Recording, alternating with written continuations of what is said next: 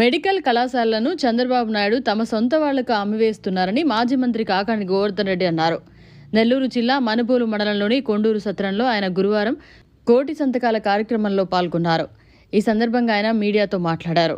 ఈ కార్యక్రమంలో వైసీపీ నాయకులు కడివేటి చంద్రశేఖర్ రెడ్డి, మల్లెమాల సాయిమోహన్ రెడ్డి, ఆవుల తులసీరామ్ యాదవ్, ఆవుల జగదీష్ యాదవ్, ఆవుల రమేష్ యాదవ్, గుంజి రమేష్, చెరగల దయాకర్, పార్దు, ఎంపీపీ వజ్రమ్మ, ఎంపీటీసీ గుమ్మడి వెంకట సుబ్బయ్య, సర్పంచ్లు తదితరులు పాల్గొన్నారు.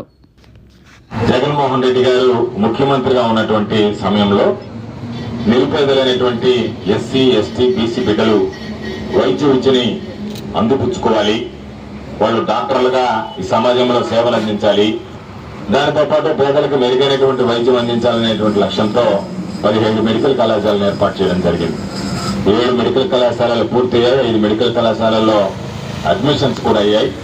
మిగిలినటువంటి 10 మెడికల్ కళాశాలలు వివిధ దిశలో పురోగతిలో ఉంటే మన ఆస్తి, మనకు సంబంధించినటువంటి ఆస్తి, మన హక్కు, దానిని ఈరోజు చంద్రబాబు నాయుడు గారు నేను నాకు సంబంధించినటువంటి వ్యక్తులకు అమ్మేస్తానని చెప్పి మనకు సంబంధించినటువంటి ప్రజల సొమ్మైనటువంటి మెడికల్ కళాశాలలని అమ్మివేయాలనేటువంటి లక్ష్యంతో చంద్రబాబు నాయుడు ముందుకు వెళ్తున్నటువంటి నేపథ్యంలో రాజ్యాంగ అధినేత అయినటువంటి గవర్నర్ గారికి ఈ రాష్ట్రం నుంచి 1 కోటి మంది కోటి సంతకాలతో అయ్యా ఈ మెడికల్ కళాశాలలన్నీ ప్రభుత్వ ఆధీనంలోనే ఉండాలి, ప్రైవేటు వ్యక్తులకు కట్టబెట్టద్దు, దారాదత్తం చేయొద్దు అని చెప్పి చంద్రబాబు నాయుడిని మేము కోరినా మాట వినలేదు. కాబట్టి మీరు జోక్యం చేసుకుని గవర్నర్ గారు మీరు ఈ 1 కోటి సంతకాలు ఏదైతే ఉన్నాయో వినతి పత్రాలు మీకు సమర్పిస్తున్నటువంటి సందర్భంలో దానికి సంబంధించి మీరైనా నిలువరించి ఇది ప్రైవేటు పరం కాకుండా ప్రభుత్వ ఆధీనంలోనే వైద్య విద్య, వైద్య ఆసుపత్రులు నడపండి అని చెప్పి కోరడానికే ఈరోజు ఈ 1 కోటి సంతకాల సేకరణ కార్యక్రమానికి శ్రీకారం చుట్టాం.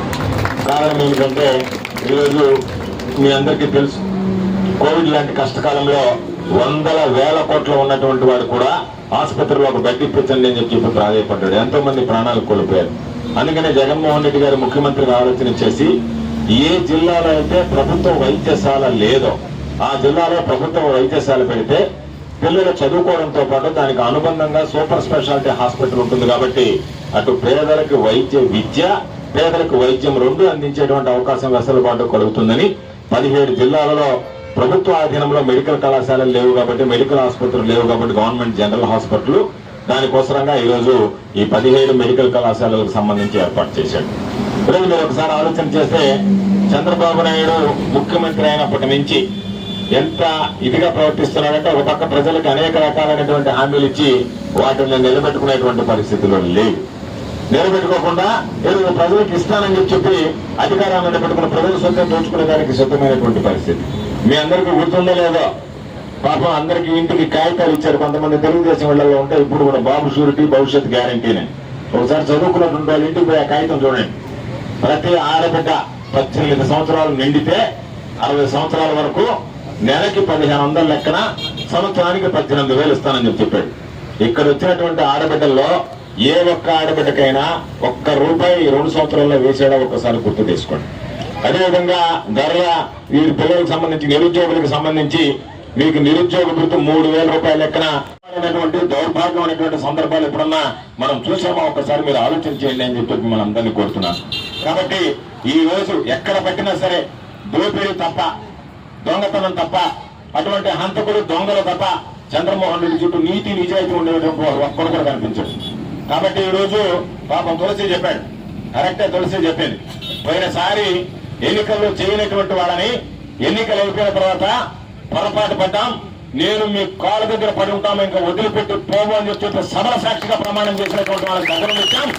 ఈసారి మీ అందరికీ చెప్తున్నా, ఈ చెట్ల కొండలకు సంబంధించి ఎవరైతే గతంలో మన దగ్గర పనులు చేసుకుని ఫిరాయించారో వాళ్ళని విడిచిపెట్టడం, ఎవరైతే ఈ రోజు మిల్లి పడుతున్నారో లెక్క రాసి పెట్టుకోండి. ఆ లెక్క ఒక్కొక్కరిని సరిచేసేటువంటి బాధ్యత నాది అని చెప్పి మీ అందరికీ తెలియజేస్తున్నాను. ఎవరి దగ్గర అధికారం ఉంటే వాడు చంక నాక తప్పేటువంటి వ్యక్తుల పట్ల అప్రమత్తంగా ఉండండి. ఎవరు అధికారం ఇస్తే వాళ్ళ దగ్గర ఉంటాం, ఎవరు అధికారం ఉంటే వాళ్ళతో పాటు ఉంటాం, అధికారం లేకపోతే మీ దగ్గర ఉన్నాం, అధికారం ఉన్న వాళ్ళ దగ్గరికి వెళ్ళిపోతాం అనేటువంటి వాళ్ళ పట్ల అప్రమత్తంగా ఉండండి. ఈ రోజు మమ్మల్ని మోసం చేసినటువంటి వాళ్ళకి మిమ్మల్ని మోసం చేయడం రేపు ఒక లెక్క కాదనేటువంటి విషయాన్ని మీరు అందరూ దృష్టిలో పెట్టుకోండి అని చెప్పి సందర్భంగా తెలియజేస్తున్నాను. కాబట్టి ఎవరిని కూడా ఉపేక్షించాం. గతంలో అనుకున్నాం అందరూ కలిసి వస్తే గ్రామాలు బాగుపడతాయి, గ్రామాలు సమగ్రంగా సంపూర్ణంగా ఉంటాయని చెప్పి అనుకున్న పొరపాటు చేశాం. తిరిగి జీవితంలో అటువంటి పొరపాటు నా రాజకీయ జీవితంలోనే రేపే కాదు ఎప్పుడు కాదు తిరిగి అటువంటి పొరపాటు చేసేటువంటి పరిస్థితి ఉండదు అని చెప్పి మీ అందరికీ తెలియజేస్తున్నాను. రైతులకు గ్రామంలోనే యూరియా అందించినటువంటి మొట్టమొదటి ప్రభుత్వం వైఎస్ఆర్ కాంగ్రెస్ పార్టీ ప్రభుత్వం జగన్మోహన్ రెడ్డి గారి నాయకత్వం అని చెప్పి మీ అందరికీ సందర్భంగా మనం చేస్తున్నాను. ఈరోజు ఆ పరిస్థితి మారిపోయింది.